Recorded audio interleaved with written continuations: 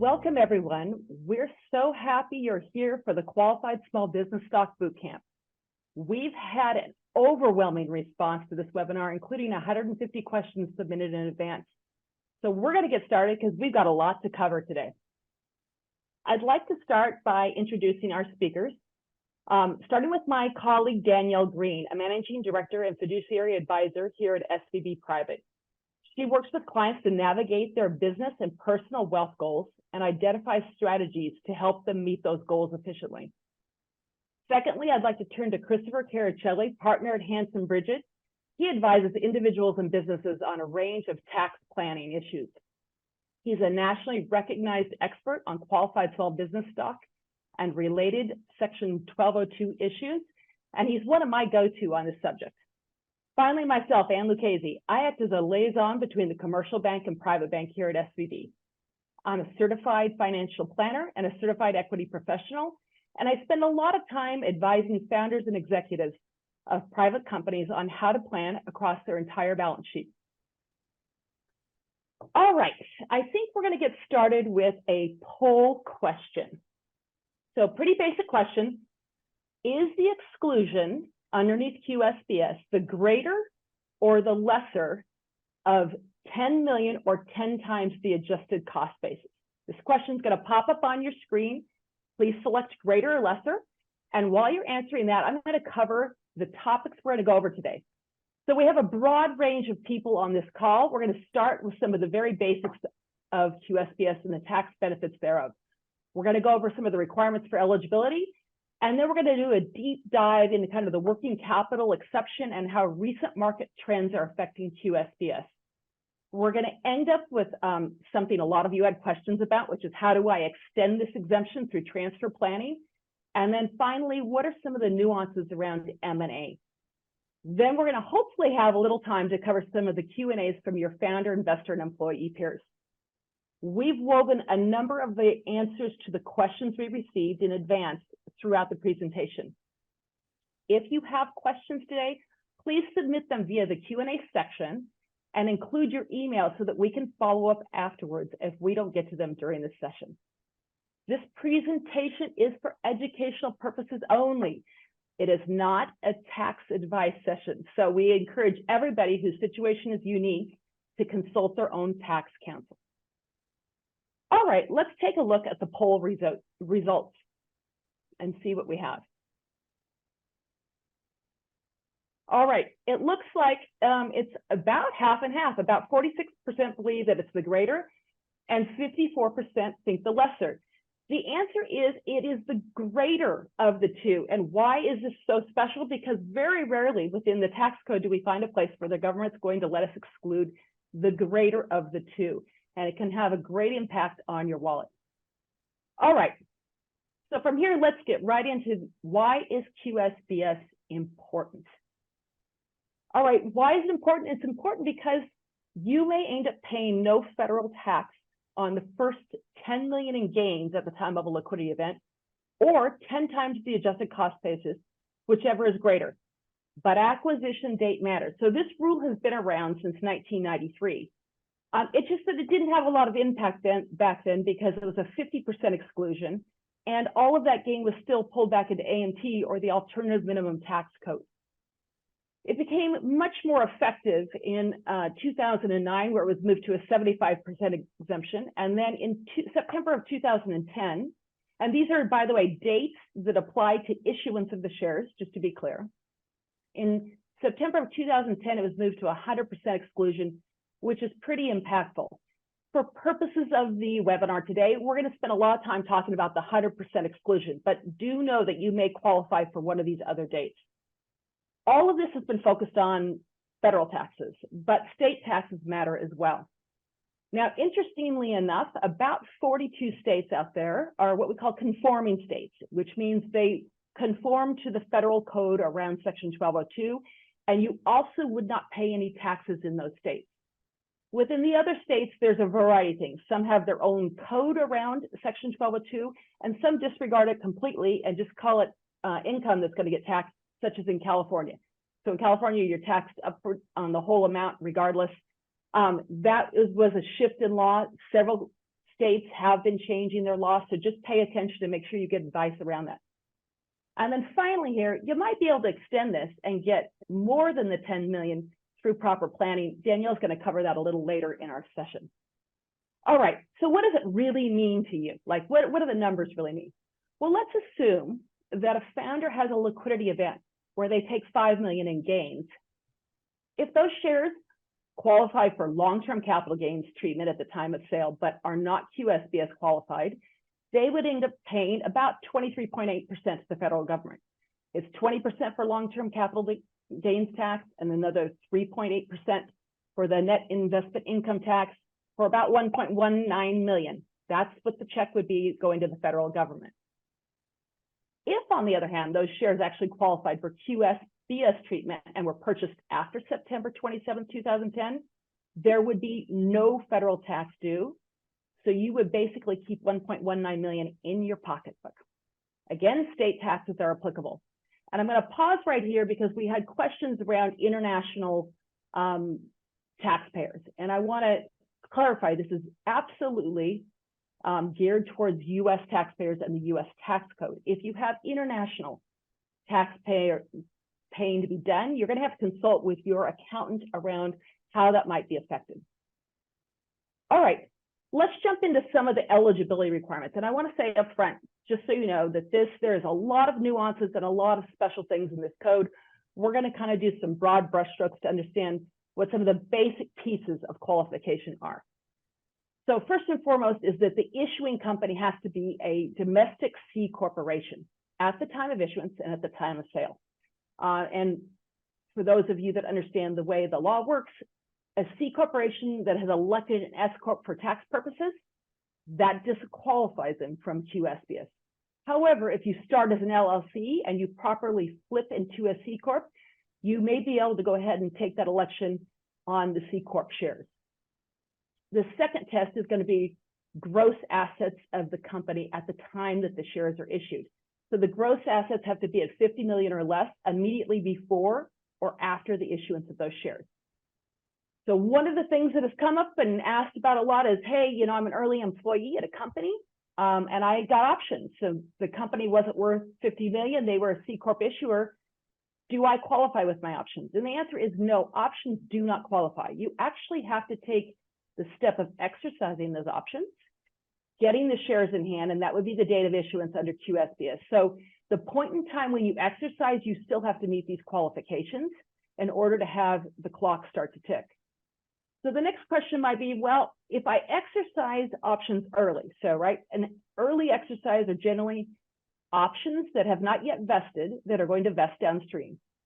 And when someone does that, we typically would encourage them to take an 83B election, which we're not going to go in depth about today, but just suffice to say, it changes the tax quality on those shares. If you take an 83B election and you still meet these metrics, those shares would qualify for QSBS. If, on the other hand, you do not take the 83B election, what will happen is at each vesting point in the future, you have an individual taxable event and a new kind of tax basis on that portion of the shares. And so some may end up qualifying and some may not qualify. It just depends on when the vesting schedule looks. All right, let's move into the next kind of three pieces we're going to talk about in eligibility. First and foremost, you have to get it directly from the issuer.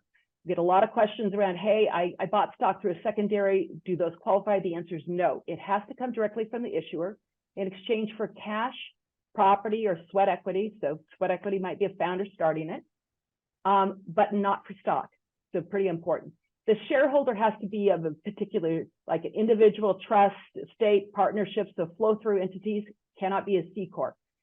And finally, and this one's important, the shareholder has to hold the stock continuously for more than 5 years to qualify. All right, that's high level, the basic qualifications. There's a lot of other nuances, and one of those that I want to touch on are some of the risks to disqualification, even if you meet those metrics.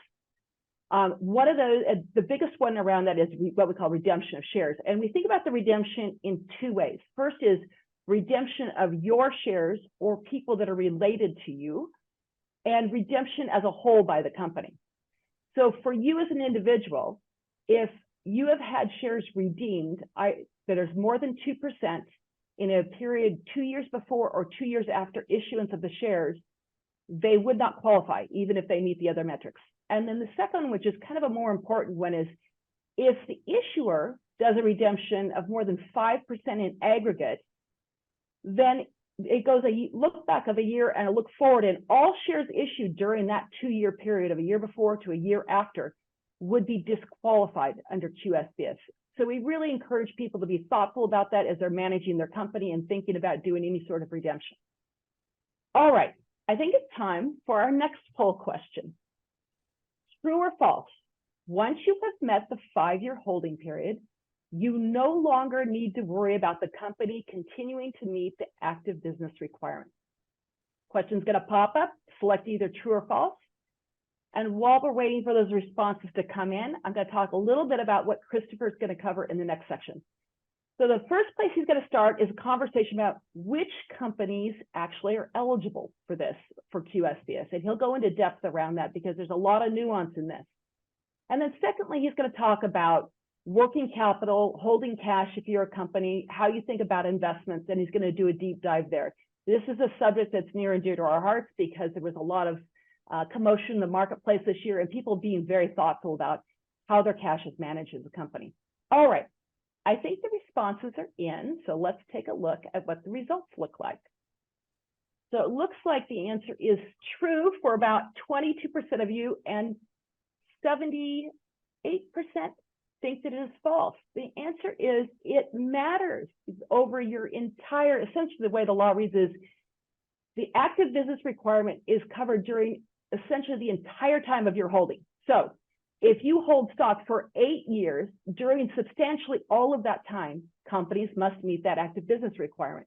It's one of the reasons we encourage people to really think about the fact that the longer you hold those qualified shares, the higher the chances that something might happen that would disqualify them. So keep that in mind as you go through this.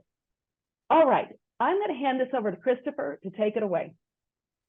Thanks very much, Anne. Well, it's a real pleasure to be here. And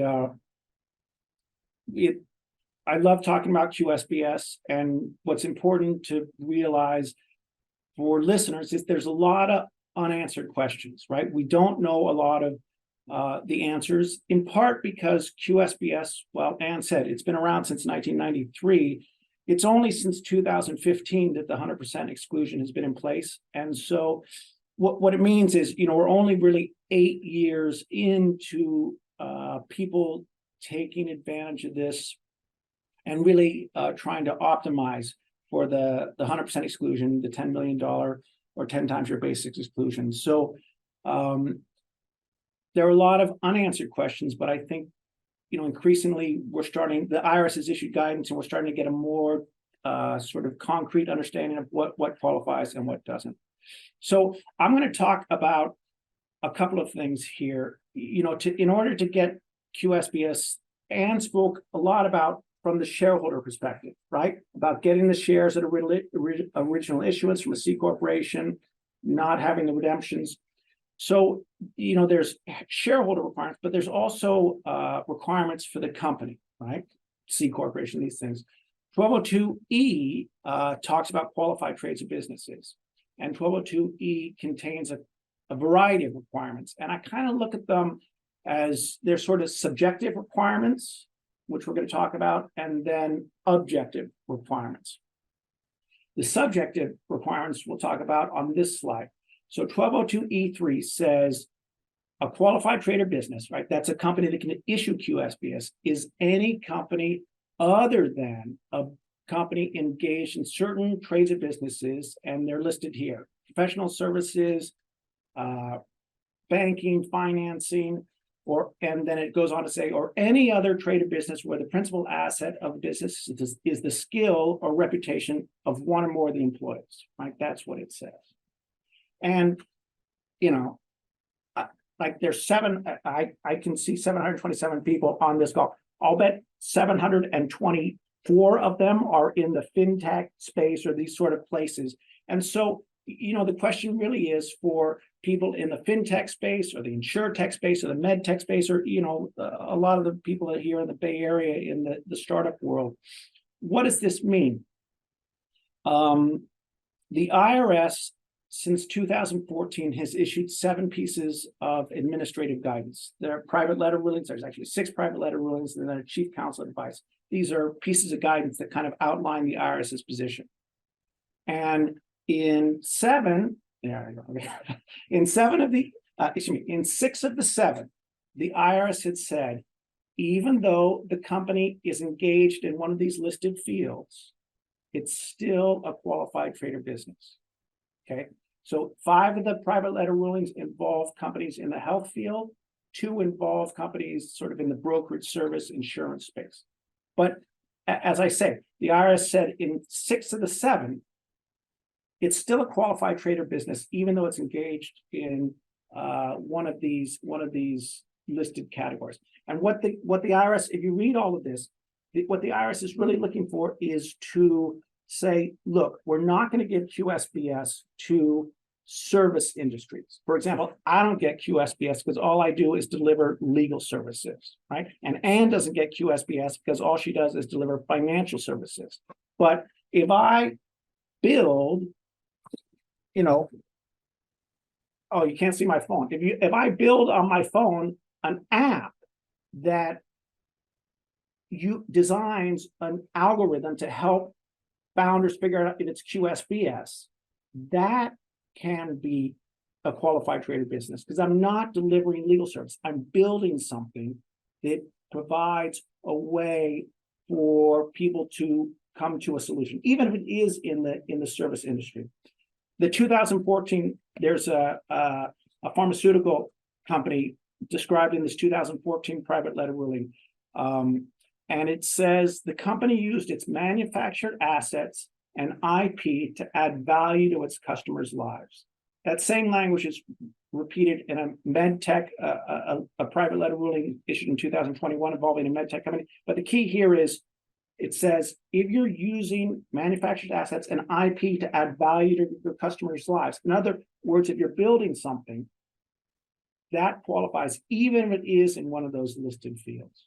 So this is a confusing category, but I guess as long as you remember, if it's not just purely services, and this is true of like SaaS or any of these other areas right on the line, as long as you're building technology and that technology, even if it delivers services in one of these listed fields, you're probably still okay.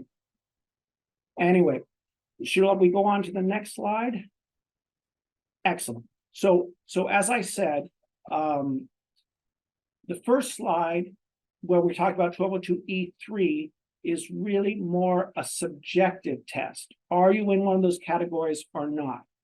This slide deals with the more objective tests, right? And 1202E says, for substantially all the taxpayers holding, and Anne mentioned this earlier, for substantially all the taxpayers holding period, 80% of the assets have to be used in a qualified trader business, right? So, you've got to be used in one of those businesses that we talked about in the prior slide, but the company also has to meet a few other requirements, right? One of these is that no more than 10% of value of the assets can be investments. So, if you get a big funding round, you can't go out and buy a bunch of Apple stock. Again, from a policy standpoint, it makes sense because what the statute is designed to do is say, if you get a big funding round from the VCs, you've got to use that to go hire more engineers or build more product. They don't want companies to be investment companies. Another important category is you can't have more than 10% by value holding real estate, right? And so sometimes people are trying to shoehorn QSBS into a company that is really principally a real estate company. That doesn't qualify either. And then one last point here before we'll go on to the kind of working capital question. Remember that it says for 80% of the taxpayers holding period, for substantially all the taxpayers holding period, 80% of the assets have to be used in a qualified trader business. So this is a super important test because you've got to look at this and cover this a little bit, but I want to really emphasize it. QSBS has to be applied on an individual by individual level. People call me up all the time and say, hey, is my company QSBS? And I'm like, you framed the issue entirely wrong, right? What you really need to do is think, when did you get the shares? And for your holding period, does the company meet that requirement? And so, for example, Ann and I can both be investors in the company. I'm the founder, right? And she comes in as employee number 10 and waits to exercise her options or whatever else. We're both invested in that same company, but my shares qualify, but hers don't. So that's, as I said, that's the important question there on the 80%. Why don't we move on to the next slide? And this is this working capital. And so let me step back. So 1202E6 says that for the first 2 years the company's in business, all your working capital counts toward being used in that qualified trader business, right? If you have just a bunch of cash in the company, and we'll come back to what working capital means, but if you just have cash in your bank account, all that counts towards being a good qualified trader business under the general 1202E framework. But 1202E6 says that after 2 years, no more than 50% of the total value of the company can be cash, right?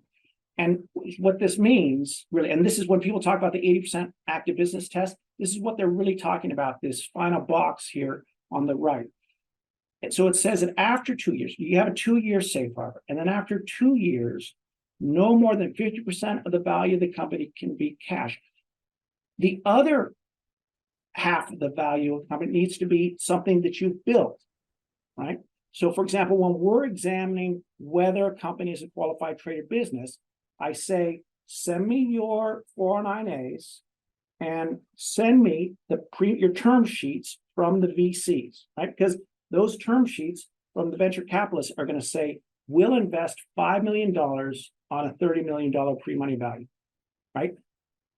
That data point helps me show that someone believes $30 million of value exists in that company, right? And let's say the company has $2 million of cash, right, before the funding round. The VCs are saying there's a $30 million value. That means there must be about $28 million of IP or goodwill or something that's been created in that company. That is what this 50% test is really looking at, right? To show that the company has created something, an asset, right? And if you think about where we started with the 1202E3, you can't be in those service industry categories, right? As a sort of subjective test. This is kind of the objective equivalent. In other words, this test is trying to check, are you just making cash coming in and going out to pay vendors, or are you building something? Have you created IP or goodwill or widgets or whatever it is? So that's again, at 30,000 feet, what this 1202E6 test is about. In terms of the goodwill, so again, for the first 2 years, goodwill, the working capital. For the first 2 years, all that working capital counts, and you can use that. After 2 years, you have to show that you've built something. But this question, and Anne mentioned this before, so what is working capital, right? The IRS has given no guidance on what working capital means for purposes of QSBS, but there's a lot of other guidance out there that makes clear that as it's money that you need to keep in your bank account to deploy to pay your expenses, your employees, you know, a potential acquisition, whatever it is. I think the way to look at it, though, because of the lack of guidance, is really about documentation, right? That when we're talking with clients, the number one requirement is to say, hey, look, map out what you're going to need to use that money for, right? And whether it's a board resolution or something with your accountants, spend time documenting how you're going to spend the money. So that's just ordinary working capital. Now, there is a provision in E6 that says you can hold investments if it's going to generate investment income you could use for more working capital. And this is a little bit in tension. There's a tension here because remember, no more than 10% of the value of the company can be investments, right? And so you have this restriction on investments versus on working capital. And our position, which I think is based on sort of analogous guidance from the IRS, is to say, look, as long as it's short-term investment, right? Like treasuries or whatever else, as long as it's liquid or cash sweeps or anything else, that as long as the money can go in and come out, that's working capital. But just be careful if that working capital starts to look more like investments, right? In fact, somebody asked a question that I have, trading or holding crypto, right? Is trading or holding crypto working capital? I don't think so, right? Because if you hold a lot of crypto, it starts to look like you're an investment company. First, you would go over that 10% investment threshold. But more importantly, I think the key is to think that working capital bucket really needs to be money that you can immediately deploy if you got to go out and hire a bunch more engineers, or you've decided, hey, we've got to go and acquire this competitor and we need that money ready to go and be able to deploy it. So think about, and again, I appreciate that you can own Apple shares and you can buy and sell it immediately, but it starts to look like an investment if you're holding a bunch of stock or crypto or something else. So think about having liquid cash or investments. And then more importantly, I think we'll come back to this at the end, document your needs, right? For the 6 months, for a year, or for 18 months, what are you going to need to use that money for?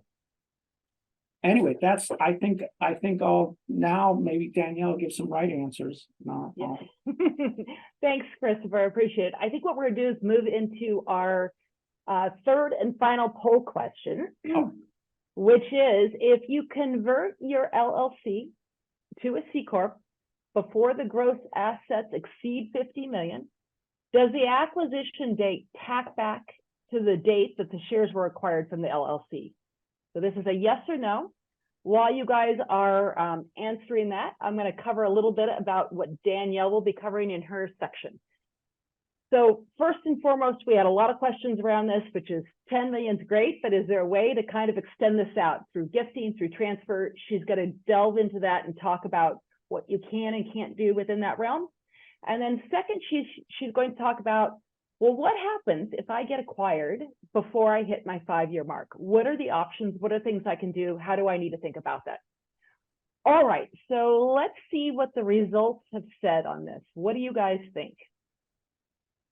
So it's pretty closely split, 43% to 57%. And I know that if Christopher were answering this, he will tell you there's some nuance here. I'm going to tell you generally the way this is viewed is your C Corp is going to be the date that you're going to look at for the 5-year start date. So if you think that you've owned the shares for capital gains purposes, it may be a different date and point in time as your start date than it would be necessarily for the QSBS. So you have to think about these a little bit, get some tax advice around it. All right, from here, I'm going to turn it over to Danielle and take it away. Thanks, Ann.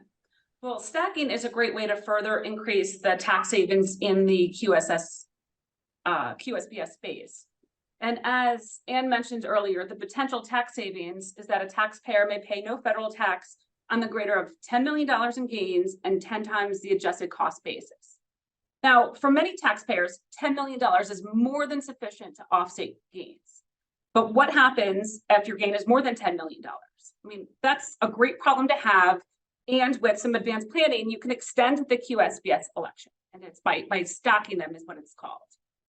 So under 1202, the exemption is per taxpayer. So the strategy is to use or to create additional taxpayers to transfer eligible QSBS stock to each, to transfer the QSBS stock to. Each transferee also gets an exemption. This must be done in a non-taxable transfer. So think of transfers by gift or at death. If stock is acquired through a taxable transaction, such as a secondary, it does not qualify. So how do you employ stacking? One example is transfers to individuals. So you're a stockholder, you have 2 siblings, and you transfer stock to both of them. So the original stockholder and each sibling are separate taxpayers, so there's 3 taxpayers there. The exemption can be up to $30 million, 10 million for the original stockholder, 10 for each sibling. Now, one important item to note is that spouses may be treated differently under the code. There is a legal disagreement whether the IRS allows each spouse's separate $10 million exemption there, and we can dive into that a little later. I'm sure Christopher has a lot to, to talk to there. Another method to employ the stocking would be transfers to non-grantor trusts. So you are a taxpayer, you have 3 children, you work with an attorney and you create 3 non-grantor trusts, 1 for each child. So including the original stockholder, there are 4 taxpayers, exemption can be up to $40 million. Now, partnership interests can also be gifted and retain the underlying quality of the shares. Now, important planning tips here that, that you should keep in mind is that the QSBS shares should be gifted when the values of the shares are as low as possible and well before the company is sold. The recipient has the same cost basis and holding period as the transferor. And these are both good things. One is if you're going by with 10 times basis, at least you have that from the transferor, and with the 5-year requirement, at least you're tacking on and the transfer date doesn't start at year 0. So those are both positive things. Other items to keep in mind is that completed gifts of QSBS are subject to gift tax rules and reporting requirements. And you should always consider state tax ramifications, as Anne and I believe Christopher both mentioned that not all states follow the federal treatment of QSBS. A lot of questions came in about the gifting shares and how to value them for gift tax purposes. You need a qualified appraisal that meets all of the adequate disclosure rules under the Internal Revenue Code and Treasury regulations. Often we're asked if the 409A valuations can be used, and the answer is usually no, it's not acceptable. They don't meet the adequate disclosure rules. Ultimately, it's up to your tax advisor, but there may be an audit risk if you do go with a 409 valuation. Next slide. Okay, so what happens when a company is acquired before the shares have hit the 5-year holding period? So non-taxable transactions, I'm going to put them in 3 buckets. The first one is that your QSBS stock is acquired in a stock transaction by a company whose stock is a QSBS qualified company. The stock you receive maintains the same holding period and the same QSBS treatment. And you can also accumulate more QSBS tax gains to be included in the exclusion when you ultimately sell the second QSBS. Another bucket is your QSBS stock is acquired in a stock transaction by a company whose stock is not QSBS, such as if a public company were to be the purchaser. So in this case, the stock you receive would maintain the same holding period and QSBS treatment, but only to the price of the exchange. You can claim QSBS up to the fair market value on the date of the acquisition, and future appreciation would not be QSBS eligible. But you need to remember that the 5-year holding requirement is still required in that instance. Third bucket is a cash purchase. So the good news is there's an opportunity under 1045 of the Internal Revenue Code to roll over those gains from the sale of a qualifying QSBS into QSBS of another company. The holding period is tacked onto the holding period for the replacement QSBS. A very important time frame is that the rollover must occur within 60 days, and that's a hard and fast 60 days. Yeah, I'm going to jump in here. Thank you, Danielle. And I just wanted to kind of give a personal situation that I walked a founder through and why it's really meaningful to understand some of the basics around this M&A piece. A few years ago was sitting down with a founder in New York and talking to him about some of the important things to think about, including understanding qualified small business stock exclusion. And as I'm explaining this and talking through, hey, it matters whether or not you get acquired before the 5-year mark in what that acquisition looks like. He's like, well, I need you to stop right there. I've got 3 LOIs on the table right now. The first one is to be acquired stock for stock from a publicly traded company. A second offer is to acquire the IP directly. And the third one's actually a cash offer. He said, I need you to walk me through this so I can understand, because it sounds like it'll have an impact to which one of these I decide to choose. So we walked through it. We also referred him to a tax advisor who could really go deeper on this subject matter. And he came back to me about a month later and he said, I can't thank you enough for this. That conversation completely changed which offer I took. He ended up taking the offer from the publicly traded company. He got comfortable enough that it was a company whose shares he wanted to continue to hold for another 2 years, because he was only at the 3-year mark. But it made an enormous difference in his final outcome of the money that was put into his pocket. So important to kind of at least understand these at a high level so that you can reach out to experts when you have to make any decisions around these things. All right, I think we're going to wrap up our discussion. We're going to start with just really quickly, high level, right? This QSBS can be the most important tax exclusion for founders, investors, and employees. So it's great to understand it, great to reach out and get advice around it, right? I can't emphasize how important it is to seek advice along the way. Talk to your advisors, right? So advisors could be everything from your commercial banking partner to your financial advisor. Get some tax and legal advice, particularly as your company grows. This isn't a point in time that we're going to point to, even though I would say you get the exclusion when you sell, so at that point in time, but there's so many measurements along the way in order to make sure that you hit all the right metrics on this. Understand those key aspects and focus on not only how to meet the qualification, but how to retain the qualification of your shares up until the point of liquidity.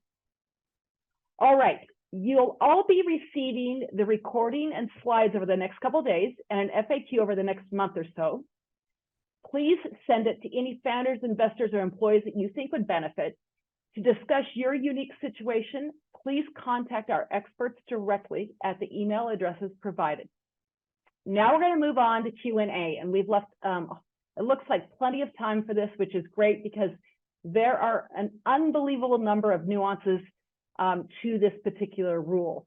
I wanted to start with something that came up repeatedly from the questions that were submitted ahead of time, and I think there's probably some on our chat box as well, which is, how do we think about documentation? What are the best practices? When do I need to start? What does the law tell me I have to do? Do I need to let my investors know? So I'm going to hand this off to Christopher to address this so he can tell us what's required under the law and then maybe best practices for how to think about this. Okay, yeah, thanks, Ann. Well, here's the technical answer is 0, right? That 1202 has in the statute, if you read it, it says, you know, we're instructing Treasury to issue regulations about what companies need to do to keep track of QSBS. Those regulations that's never come out. So as a technical matter, you can start your company, right? You're a founder, you start your company, you do this, and at year 5, you sell your QSBS, and on your tax return, you write 10 million and you exclude it with Q, and you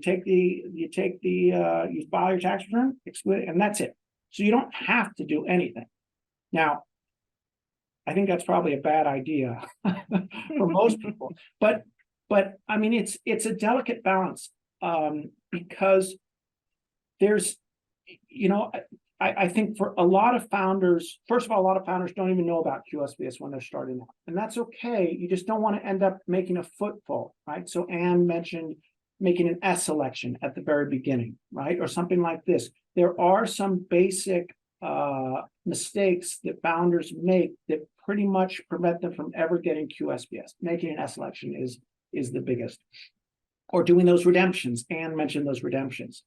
But those are kind of just like discrete rules. In terms of documentation, I think the most important is, again, to sort of think about from the individual shareholders' standpoint and from the company standpoint.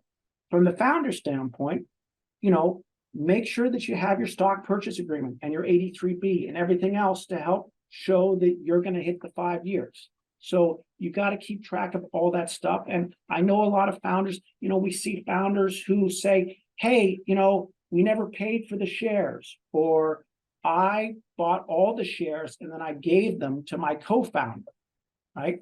this creates a huge QSBS problem because, as Ann said before, you have to buy the shares, you know, you have to get them in exchange for cash. And so I think the more that from the shareholder side, you can keep documentation showing that you got those shares in exchange for your small cash contribution or your 83B with the sweat equity, whatever it is. From the company side, you know, it's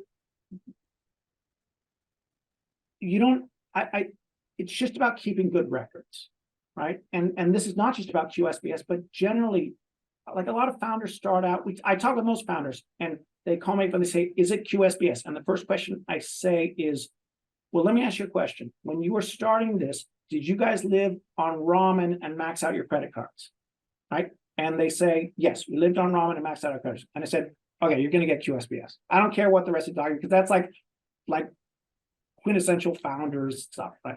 But joking aside, I think just keep track of the documentation. You're going to have to go get those 409As to issue options to your early employees. You're going to go out and hopefully get venture funding, and keep a record of all that information, because as we talked about, whether it's about that 80% active business test showing fair market value throughout the life cycle of the company, or keeping those tax returns, I think just founders have a lot of stuff to worry about. And when they're starting out, they don't have a lot of money to get good accounting or tax or any of this advice. And so the key is to just try and keep a good record of all the documents, even if you don't know what it's for, just to make sure that when you do get to the end, we can go through and look at your financials, even before they were audited, right? Or your tax returns and everything else, to make sure you meet all these various requirements. I don't know, Ann or Danielle, maybe you guys have a different perspective on it. No, I think that was really helpful. I mean, one of the things I do tell companies from a company level is oftentimes they're exceeding that threshold often on a round raise. And so it's a good time to kind of look at the cap table and dig into it if you want to make sure that you've got some documentation at a company level. But it's one of those things that where I find it very difficult is if you've owned the shares for more than 5 years, you get acquired, you file, and you didn't have any of that, to go back and get it from the company that acquired you will be very difficult. It's not impossible. Right. And that's a super good point so remember, in order to know that this is a huge problem, like a huge underlying problem with QSBS, right? Ann and Danielle and I have talked about all these different rules. And the only way you know if the company meets all these criteria is if you can look at the tax returns and the audit financials and everything else. And for an early employee, or like an employee number 80 or 90 who might have exercised her options, right, and gotten QSBS, she's not going to have access to that information, right? So there's kind of an information mismatch in the way the statute's designed, you know, because you don't necessarily, if the company's not affirmatively providing documentation, that makes it hard for the early employee. The founders will get that, they know, right? So, but sometimes companies will, you know, there's that QSBS checklist that you see floating around where they'll fill that out. Or sometimes, for example, companies will hire us to write a letter, you know, explain why the company qualifies, and then that letter gets handed out to early employees or VCs. So, you know, companies, by the time you raise your B round or your C round, at that point, the company is probably not going to fail. And so something that sometimes founders will do is try and do some analysis, not just for themselves, but also something that can go out to the other shareholders who may have QSBS, so they know, right? Yeah, exactly. Well, thank you for that, Christopher. I'm going to ask you another one that I know you and I have talked about before that we run into frequently, which is, hey, what about safe notes or convertible notes? How are they treated? Do they get the proper treatment? And because these are pretty common in this day and age. Yeah. I don't know. I mean, I don't know. That's like, I don't know anything about, right? Like, that's the problem. You don't know. Let me tell you what we do know, right? The legislative history, you talked about 1993, the legislative history to QSBS from 1993 says options, warrants, and convertible debt can be QSBS, but only on conversion, right? Options, warrants, and convertible debt can be QSBS, but only on conversion. So it's a safe is not an option, it's not a warrant, it's not convertible, it's not debt, right? It's this sort of hybrid instrument. And, the Y Combinator safe, when you read it, it says for purposes of QSBS, right? For purposes of 1202, this is considered stock, right? But, I mean, I can hold up. Oh, see, I can't do, this is a pencil. I can hold this up and say, for purposes of the rest of this call, this is a pen, but it's not, it's a pencil, right? So the mere fact that the safe is called is, the safe itself says that it's QSBS, doesn't make it QSBS, right? The rule says it has to be stock, right? An investment in the company. So I think it's an open question. But I do think what QSBS, and this, again, going back to legislative history from 93, it says we want to encourage investors to put money into startups that are likely to fail. Okay, that's what the legislative history says right at the beginning from 93. And so a safe, most startups now in the Valley, they're not going to issue you stock, right? They want, the only way a seed investor or a friends and family person can come in is by getting the safe, right? Because they don't want to price the company or whatever else. So I do feel like, so maybe the safe, because of that legislative history with options warrants, maybe it technically doesn't qualify, but I think in substance, if I'm buying the safe because I want to invest in that company, I think that's QSBS. But as I say, this is an open question. Yeah, thank you. And I think that's the important takeaway on a lot of these things is there's a lot of nuance, and you really do have to rely on your accountant. And in fact, oftentimes the accountants are coming to you, I know, Christopher, to get an opinion written because there is so much nuance around this. And so just be prepared to know that it isn't all black and white and easily answered. All right, one of my colleagues has been sifting through the many Q&A questions that have come through. So I'm going to have him read out a few to the three of us so that we can answer what's on your mind. Brandon.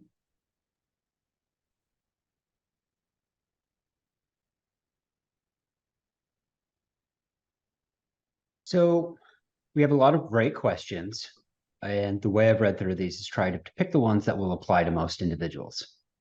Now, this question we've already touched on, but I want to make sure everyone relates to this information well. So the first question is, are employee options qualifying for QSBS treatment? Yeah, and so I'll go back and I'll answer it the way I did up front, which this does come up a lot. So again, owning the option by itself is not a qualification for QSBS. It is at the point in time that you exercise. So you have to put forward the cash to have actually exercised the options. And that's when your measurement is going to begin, right? So the company is still going to have to be underneath 50 million in gross assets at the time you exercise the shares for them to qualify. If you have options that have something known as early exercisability, where it allows you to exercise prior to vesting in them, you are allowed to do that. And then if you took your 83-day election, which says I'm going to take my taxable consequence at this point in time, and it's much deeper than that. I'm sure Christopher would love to correct my language around that. But from a central point of view, it says I'm going to take my taxes right now and start the clock. And that's something, by the way, that has to be filed within 30 days of the time you make your exercise. Then the QSBS would apply at that point in time on those shares, even though the vesting and true ownership doesn't occur until downstream. For purposes of QSBS, that would be your point in time. If you don't take that, once again, every vesting point along the path of these early exercised options with no 83B election will become its unique cost basis and have to be looked at for QSBS separately. And if Christopher wants to jump into that, he can, but I think that covers it. Right. So, All and right. the follow-on question for this, make sure we cover all the bases here, is do restricted stock grants qualify for QSBS? And I think there's a practical answer and a theoretical answer. And also, is the acquisition the date of vesting or the grant date? So, and I want to be a little careful. I'm going to jump into this, and maybe Daniel will want to follow on, but I often hear terms thrown around a lot with restricted stock. So I'm going to try to designate different things. A true restricted stock award, you actually receive the shares at that point in time, and then you are vesting into the right of ownership, but shares are issued at that point in time. typically on these, again, you want to take that 83B election. And that's an important thing. So if you did that, you took the 83B election when they were issued to you, they would immediately start the clock. Now, conversely, I'm going to talk about something known as RSUs, or restricted stock units. Some people call them restricted stock, but they are very different. In restricted stock units, the stock is not issued until generally it's vesting, but there could be a secondary trigger in there as well for some of the private companies. Usually a liquidity event would do it. So those two things will have to happen before the shares are issued. On those, again, we're going to look at the date of issuance. And so by far and large, most of the time when we're looking at RSUs, they're issued in later stage companies, and the stock is not issued until there is either an acquisition or an IPO. And so often those would never qualify, just depending on how you look at the terms.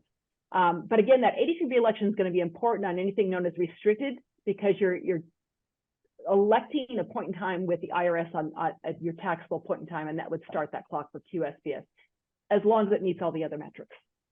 Next question, and I think this is a good one. It comes up quite often once individuals have had that liquidity event and the stock is publicly traded, where they're holding the stock and they want to minimize their downside risk. So I'm going to avoid the different types of derivatives and just say, if someone owns what is QSBS stock and they decide to enter some sort of contract that minimizes their downside, what are the consequences of that? Yeah, maybe, I don't know, Danielle or Christopher, you guys want to address that one? The contract, who was the contract with? So think of this word, like a short position, a forward contract on the shares. Right. Well, you got to be careful, right? Because there are those restrictions, right, on puts for QSBS and calls. So it doesn't come up very often.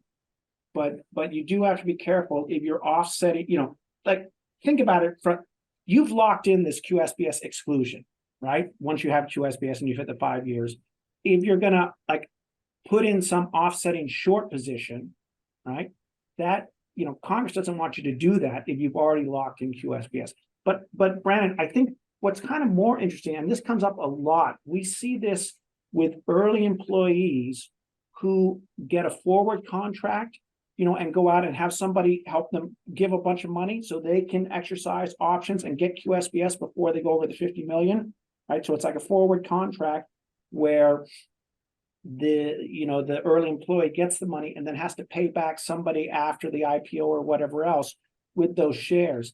That itself, I think, can sometimes create the short position as well. So after IPO, once it's publicly traded, I think the offsetting short is the risk is kind of minimized. But I think for employees who are trying to early exercise and get that money, actually not earlier, to exercise, they're borrowing money from some investor to exercise shares with the point that they got to pay back that investor after the IPO. That introduces some of the short positions you got to worry about. Yeah, and I think that what I would throw in there is always, again, with the uniqueness of these situations, your accountant is the one who's going to go to bat if there's a problem, if the IRS comes back and says, hey, I'm questioning this. So rely upon your accountant's opinion in doing this, because it isn't very black and white, and it's very complicated, and every situation is so unique.